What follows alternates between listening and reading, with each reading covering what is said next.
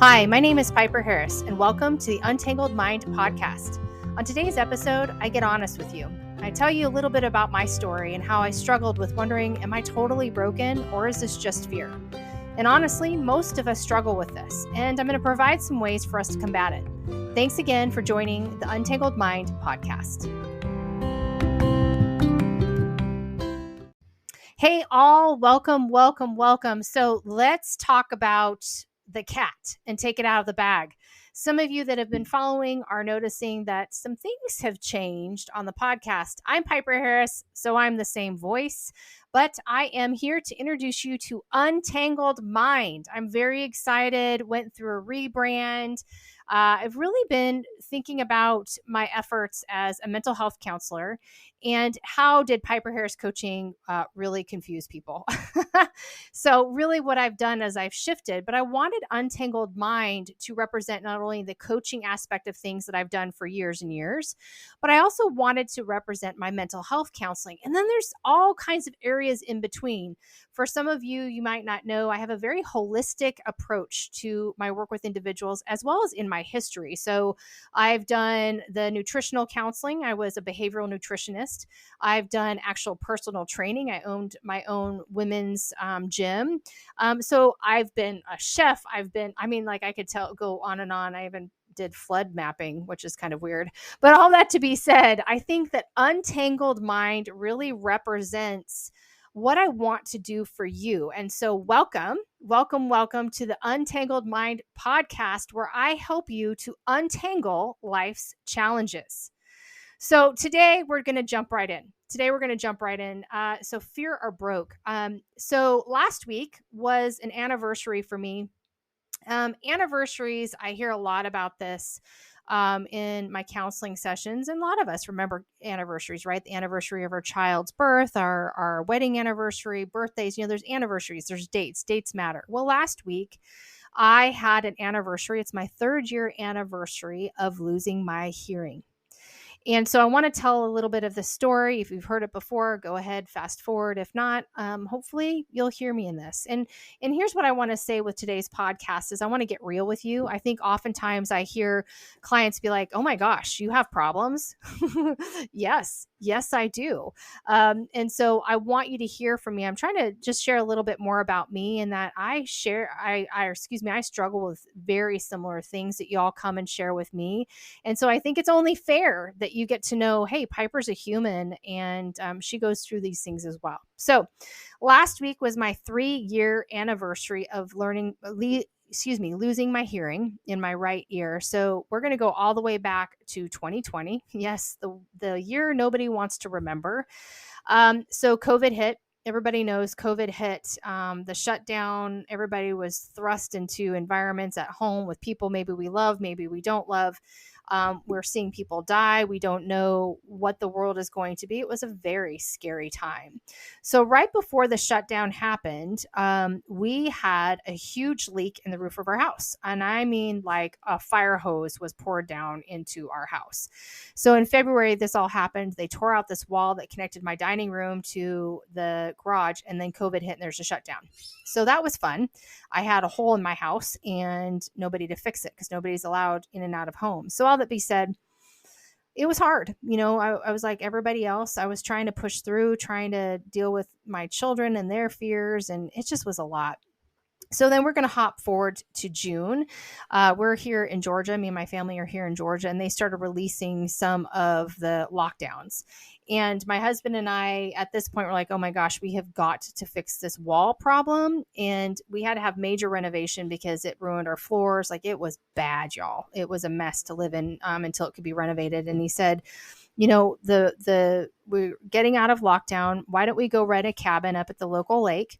And then we'll go up. You and the kids can stay up there and the dogs while the renovation is happening. I'll stay in the house while the renovation is happening. So, somebody's on site. But you and the kids, let's go up. He knows too. I'm from the Pacific Northwest, y'all. Yes, I'm in Georgia and I love it here and it is beautiful. But my heart is in the Northwest, which means please throw me out in the middle of the woods and let me just breathe. I need to breathe. And he knew I was really needing that. So that was our plan. So we went up to this local lake. It's just absolutely beautiful. Rented a cabin up there, and I was just breathing in that mountain air, y'all. I mean, it was, I can tell you, glorious. Got up early. I did my Bible study out on the patio looking over the lake. The dogs had fun. My boys went fishing. We whittled sticks. Like, it was just so much fun.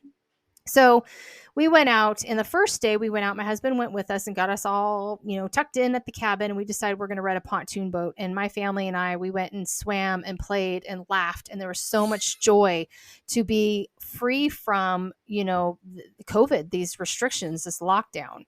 And so it was just wonderful. We had a great time swimming in the lake. So my husband headed back to the house to watch things for the renovation. My boys and I hunkered down, stayed the night that night. Everything was great. Got up the next day. Like I said, I enjoyed my Bible study. We went swimming. We went fishing. We went hiking. I mean, it was just so amazing. So amazing. I can't even tell you. Like, I look back at the pictures and I was like, oh, yeah, that was the afternoon before. So what I mean the afternoon before was my folks then decided to rent a cabin next door because they wanted to come have fun. And we had a great time that evening. We made a big meal. Mom and I had too much wine to drink. It was just really, really fun. And then that night I called my husband and said, hey, I'm locking down and love you. And thanks for staying at the house to watch the renovations. And I'll call you tomorrow. Well, later that evening, probably about, morning, it was 12:30 in the morning, I woke up and I was in excruciating pain on the right side of my head. My face was completely numb. And I had this awful ringing in my right ear. I mean, I'm telling you, when I said it was excruciating pain in my ear, I thought it was because this ringing. I can't describe what it was. I was shivering. I obviously had a fever, and I thought, what's going on? And my face, I couldn't feel it. So I called my husband, obviously very upset. I didn't want to wake up my boys. I didn't want to scare them. We're out in the middle of the woods somewhere. My parents are next door, but I'm just, I'm trying to manage the situation. And he's like, hey, maybe it was just too much wine. Maybe it's too much sun, too much wine. So he's kind of trying to talk me down, and I'm trying to calm myself. I'm like, something's really wrong. And it just didn't get better. So as the night wore on, the fever got worse, the pain got worse, and it got to the point where I was in the fetal position saying, what's going on? I couldn't feel my face. I didn't know if I was having a stroke. I didn't know what was going on. So ultimately, first light, I was like, okay, I need to go to the hospital. Something's wrong. So, and again, we're out in the middle of the woods. So I drove myself into town and said, there's something wrong. And by the way, I'm completely deaf in my right ear. So my face is numb. I have a fever. I don't know if I've had a stroke. I don't know what's going on. And I'm completely deaf in my right ear. For any of you, hopefully you can hear this. If you have any hearing impairment, gosh, it is a pretty wicked, awful thing to have happen. You can hear things correctly. It's just, I don't know how to explain it. It was the scariest thing because I can't hear if anybody's coming around my right side. I can't, my whole body feels out of sorts. My ear that's worked for 43 years, 41 years back then, is broken. What's wrong? So all that to be said, got into town. We went through just so many tests. They did decide, they found that I did an MRI. There was no stroke. They checked me for COVID. It wasn't COVID. I mean, it was like, what the heck is wrong with Piper? So they started giving me huge amounts of, I can't think of the word, the anti-inflammatory, steroids, to try to help me because we don't know what's wrong. Blood tests are normal, everything's normal, but the hearing is gone. It's dead. The anti-inflammatory started helping with the numbness in my face, so it sort of started coming back. So eventually I ended up at an ENT. He had no clue what was wrong with me. So the best bet was, okay, we're going to put the steroid into your ear. Let me tell y'all, if I wasn't afraid enough with what was happening to me, not knowing what's happening to my body, when somebody walks up to you with a 3-inch needle and says, you have to lay very still. We have to get this exactly in the ear canal or you are forever going to be deaf. Not fun. And I had to go through 4 of those. So ultimately, I got some of my hearing back. I am hard of hearing. So one of these days I'm going to have to get a hearing aid, and I'm okay with that. I'm really trying to make my brain fight for it right now. But boy, I have some bad days with my right ear, y'all. Bad days. But really what happened after all of this is I really fell into a very deep depression, and also this like anxiety of, I have to have my ear. Like I have to have this to care for my clients. Why am I losing the thing that I need to do what I love? Keep in mind, I'm only like 6 months into my master's program. I'm like, am I not going to be able to be a therapist? It was scary. So fast forward to today, or last week, I realized, gosh, that was my 3-year anniversary. I'm fortunate to say I have probably about 60, on a good day, 60% of my hearing back in my right ear. And I've learned to adapt. So I use captions when I do telemental health, and I do the best I can. But all that to be said, what I wanted to say is, when I was reflecting on this last week, on this anniversary of mine, in that moment, all I could think of is, I am broke. I'm just broke. Flat out broke. I'm broken. I'm broke. But then the more I thought about it, the fear was so palpable. It was so palpable. And, fear is an extraordinarily powerful emotion, and it really does interfere with our ability to think clearly. And that's really what I want to talk about today. When we have fear, and it's so real, so palpable, it stops our ability to really logically think of things. Was I broke? No. Did I have something that was going to forever change my life? Yep. But I'm not broke. But that was going through my mind. It was just like the worst thoughts about myself, the worst thoughts of my future. But fear, listen, is an absolutely normal human emotion, right? It's something that all of us experience at some point in our lives. And some of us experience it pretty routinely. But fear can be useful in some situations, like, a bear's chasing us, or maybe there's a speeding car toward us, and they have no brakes. I mean, there's fear. We need fear to jump us into action. But then there's other situations where fear is really not good for us. Fear interferes with our ability to think logically, because it's based on assumptions that aren't always true. It's like the worst case scenario. That's what we're going to come up with, right? And it usually doesn't. Like me, I'm never going to be a therapist. I'm broke. This is what's going to happen. It never happened. Or something bad is going to happen because I feel afraid. And I've talked a lot about, my last podcast was Feel for Real. And feelings don't always necessarily tell us the truth. So a lot of us have heard that acronym of fear, false expectations appearing real. And that's really what this was for me. This fear was this false expectation of danger. For me, fear in that situation, it was real. I don't want to diminish my pain or anybody else's, but it was a belief that something was going to continue to happen, and I wouldn't be able to handle it. So I kept imagining this threat, like, somebody was out to get me, and, or I was never going to live past this experience, or something else bad was going to happen and hurt me. I was stuck in this loop of false expectations appearing real.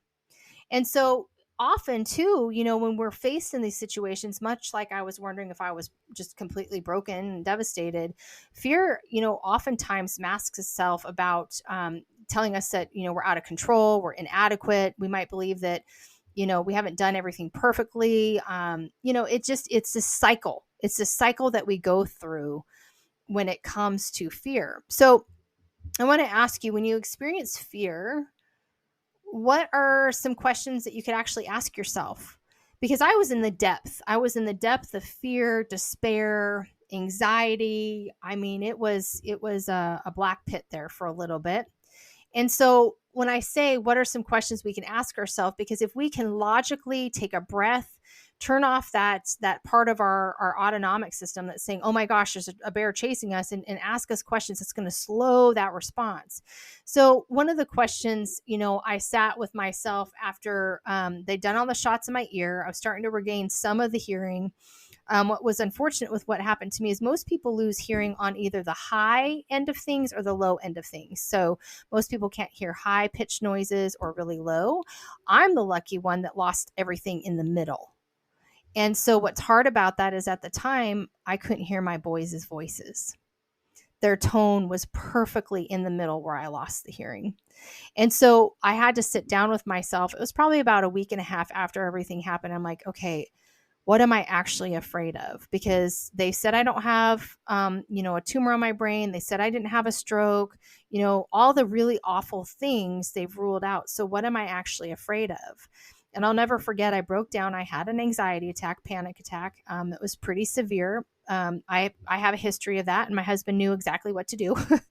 And as I'm sitting there just sobbing to him, I was like, what am I afraid of? And it just all came out. I'm afraid of never hearing my boys' voices. I'm afraid of unrealized dreams of finally doing this therapist thing because I'm broken. I have a broken ear. I'm afraid of, just what if I can't hear an intruder coming in my house? What if, like, all these stupid what ifs that just chased me. But the more I started thinking about what am I actually afraid of, and then I asked myself, okay, if I'm afraid of that, then what would happen if it happened? Or what would happen to me if that happened?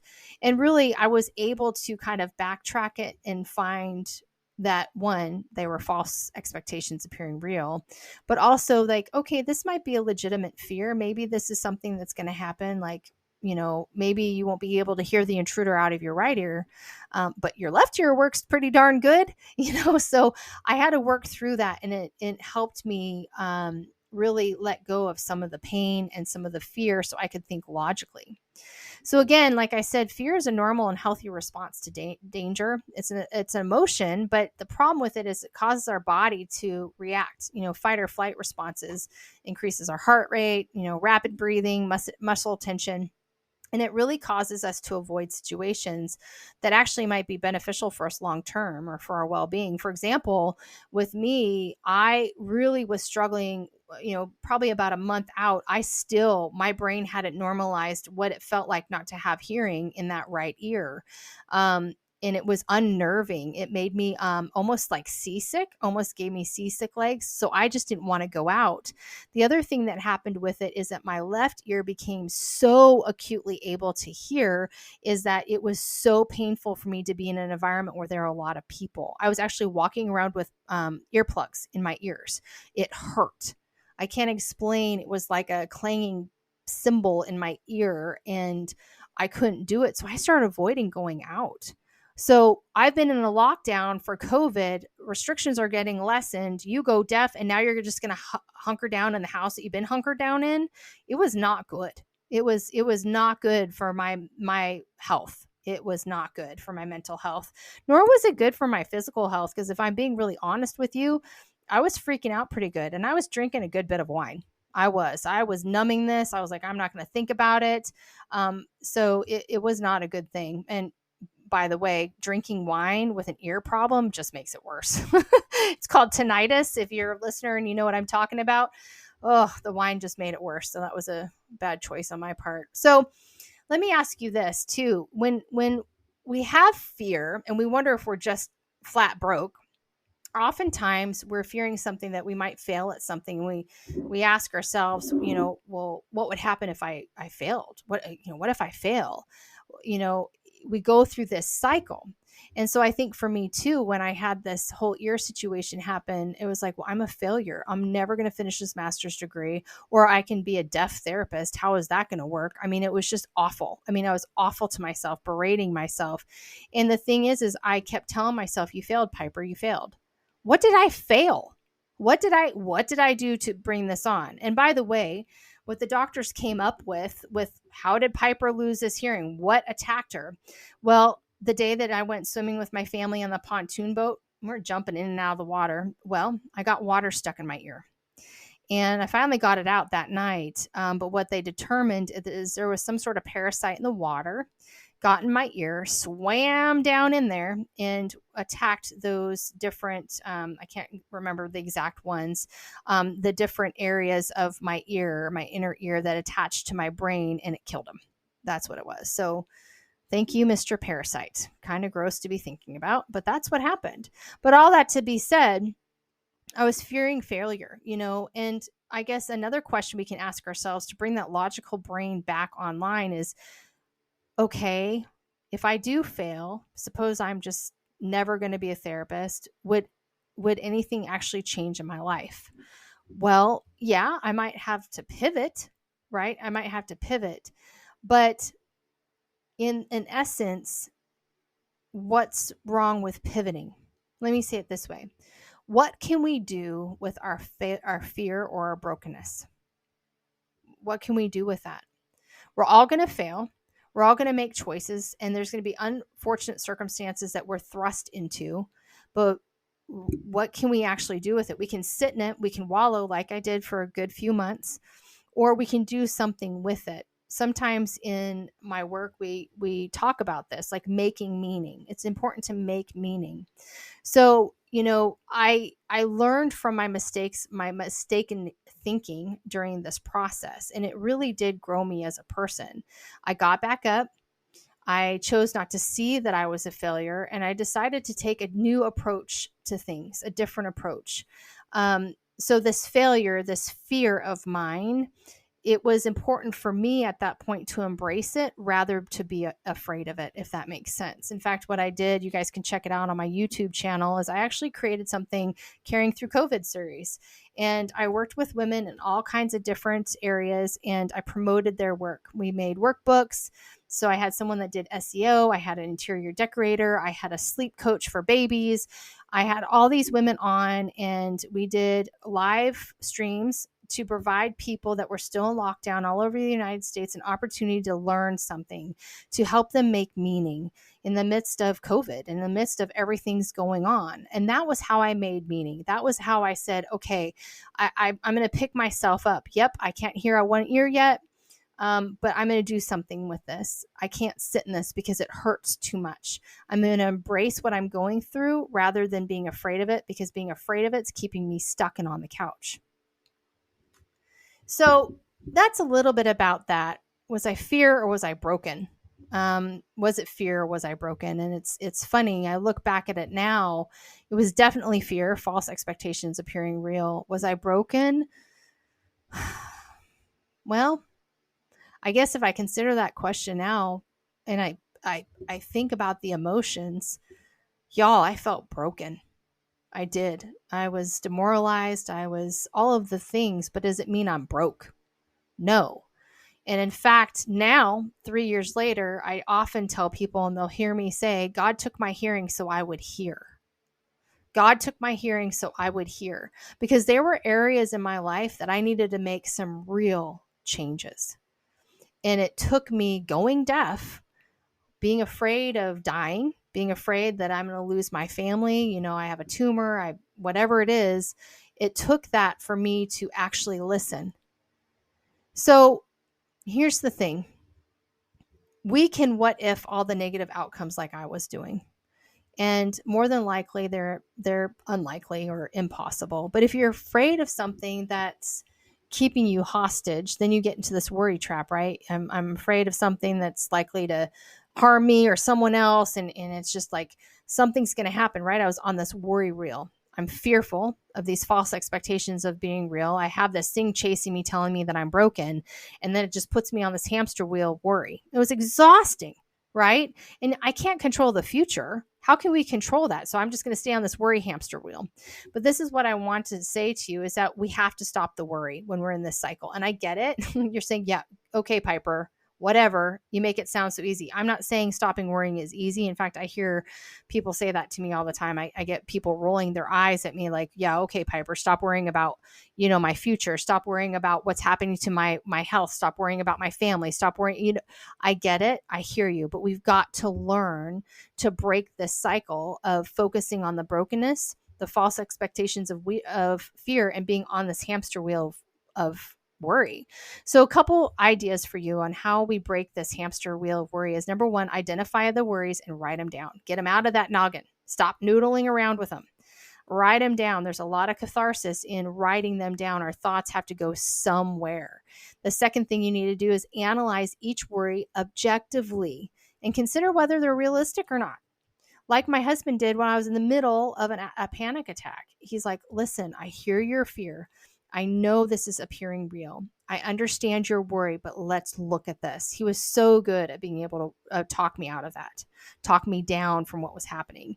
So, number 3, I want you to focus on the present moment instead of worrying about the past or the future. That's worry. It is. It doesn't keep us present. There's some opportunities on my website for vagal activation. That's really good. There's some mindfulness practices, and that's number 4. Practice mindfulness exercises like deep breathing or meditation to calm your mind. Asking questions of your mind is helpful to stop that. But if you're in a really heightened fear state, we've got to calm your mind in a different way. It's not quite ready to be logical and do cognitive work. So do some deep breathing, some meditation. Again, you can find that on my website at untangledmind.net. Number 5, engage in physical activity. You got to burn off the excess energy and reduce stress. You have to. Our body is full of natural antidepressants and anti-anxiety medication. It is. And I know it's the last thing you want to do. I get it, but it is the thing that's going to help. And I'm telling you, the second I was like, okay, Piper, you got to turn this around, I got back out in the gym. Like, I have to do this something. I got to get this worry. I got to get this out of me. It hurts. It's hurting me more. The next thing I want you to do after you've done those 5 things is I want you to challenge the negative thoughts by replacing them with positive ones. And yes, this sounds easy. This is cognitive. This is CBT. This is called reframing. And I'm not saying do butterflies and unicorns, y'all, but you have to challenge that negative thought. Is this a false expectation appearing real? Is there some sort of expectation that is real in there? Okay. So how can we replace it with something? How can we make meaning of this? What can we do with this? Again, we're bringing it to a cognitive level. So it's not sitting way back there in our primal brain, activating that fight, flight, or freeze. The 7th thing I want you to do is I want you to prioritize your tasks. Create a to-do list for the day and tackle them one at a time. I'm not saying this gigantic list. I'm talking about like 3 very realistic and doable tasks for the day. Our brain loves to prioritize tasks. It's going to make you feel better to get these things done. So tackle them one day at a time, one task at a time. Number 8, I want you to talk to someone you trust, whether it's a friend or a therapist like me. You've got to share your worries and gain perspective. When we get caught on that hamster wheel of fear and am I broken and worry, we need perspective. We do. We need perspective. And listen, someone we can trust, it can be a friend, but our friends are usually pretty darn subjective. They just want to love on you. And I think that's wonderful. But if you got that friend that can say, hey, whoa, hold up, Piper, you're kind of, you just like jumped into the deep end. Like, this is too much. This is too far. Then you need that. But if you don't have that in your life, really, truly consider a therapist, because we do help you gain perspective. That's what we're there for. Number 9, I really want you to consider limiting your exposure to sources of anxiety, like social media, that can trigger additional worries. So with my ear, I'm in the middle of COVID. So not only am I worrying about what's happening with COVID, then I'm worrying about what's going to happen with my hearing. You know, all of these things are rushing through my head. I had to turn off all of social media because it was driving the pain. It was driving the anxiety. It was driving the fear. It was awful. So you've really got to think about limiting your exposure to those sources of anxiety. And finally, 10, here's the big one. We have to accept what we can't control and let go of the rest. I ultimately realized in the midst of all of this with my ear, I can't control if I get any of this hearing back. I can't control, if I have a tumor. I can't control these things, but what can I control today? And just let go of the rest. I had to, y'all, because if I held on to it, it was literally breaking my body down more. So that's a little bit about that today. Today is a quick one. Today is a quick podcast, but I want you to ask yourself, if you're in the midst of saying to yourself, I am super broke. I'm broke, not like broke financially, maybe you are, but telling yourself like, I'm a broken piece of human. That's more than likely a thought that's being propelled and promulgated by fear, a false expectation of appearing real. What is that fear? Ask yourself. What is that fear? What really is at the root of that fear? And then once we see, okay, I'm stuck in this mindset of I'm broken, I'm a worthless piece of human being. We look at that fear rather than avoiding it. And then we see, I'm on that hamster wheel of worry. I want you to consider this. This is a process for every single one of our brains, every one of us, and we can overcome it. We can overcome it with these 10 steps to avoid the worry. We can overcome it by taking our time to breathe and center and focus. We can take the time and talk to individuals and say, am I a broken piece of human being? Nobody's going to say that to y'all. They're not. They're going to say, no, you're a human being. You're here. You're breathing. You're living. You have purpose. So make meaning of it. Look at that fear rather than avoiding it and say, okay, I'm going to make meaning of this. So that's all there is for me today, folks. I hope that gave you a little bit piece of me and you enjoyed today's show.